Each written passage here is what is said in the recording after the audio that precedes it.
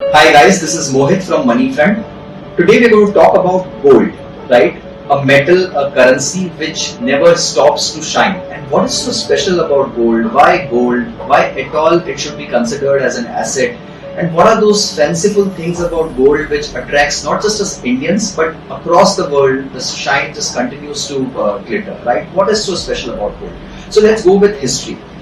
Now, when the currencies were not invented in this world, when there was no monetary exchange, the world started with barter of goods, right? When the old, maybe thousands and thousands of years back, when people used to wanted to buy something, so I wanted to buy rice from someone, and someone else wanted to buy furniture from me, and there was no unit of exchange, so we used to just barter goods, right?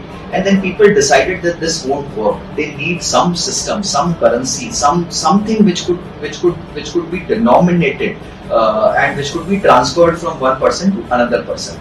And therein came the use of metal currencies, right? So it started with perhaps bronze, silver, and finally it kind of boiled down to gold. Now, why gold? Gold was considered precious. Gold was considered valuable. People valued gold. So it was universal.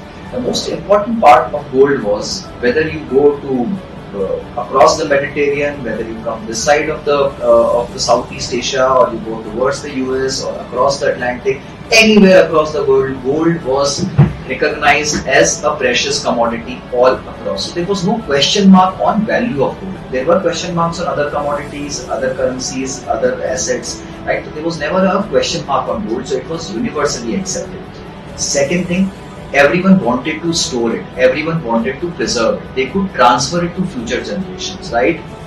What is more important about gold is if I keep and store gold with me, I can give it to my children, my grandchildren, my great grandchildren, it will still continue. Gold has continued for ages, we bought it from our parents and forefathers, and we will perhaps transfer it also. So there is transferability, there is portability, there is fungibility, there is durability, right? And gold can be melted. Gold can be melted, gold can be broken down into pieces, gold can be broken down into smaller ounces, right?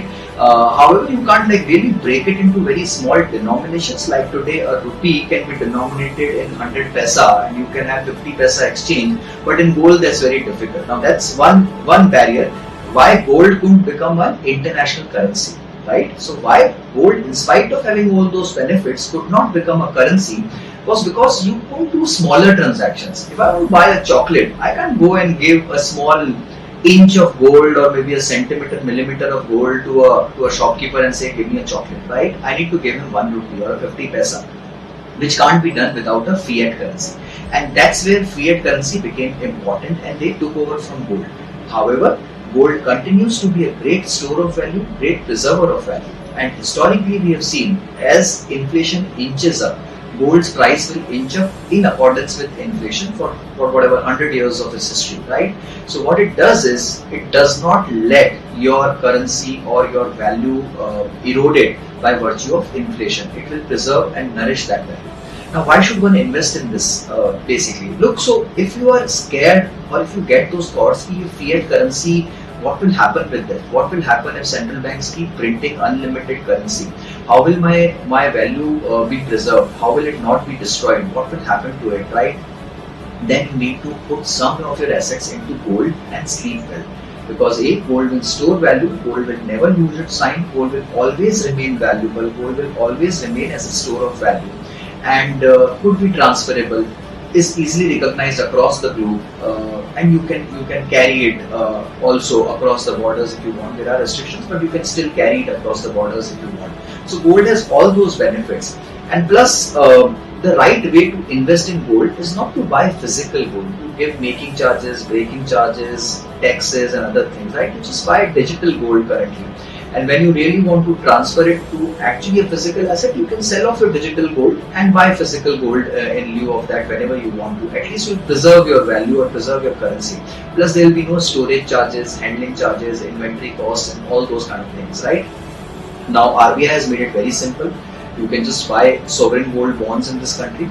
Along with giving you all the benefits of having gold, it also gives you an additional 2.5% interest. And plus, they made it completely tax-free if you hold it till maturity, which is 8 years of tenure.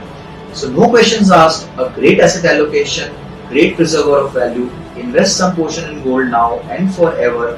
And the right way to buy is sovereign gold bonds.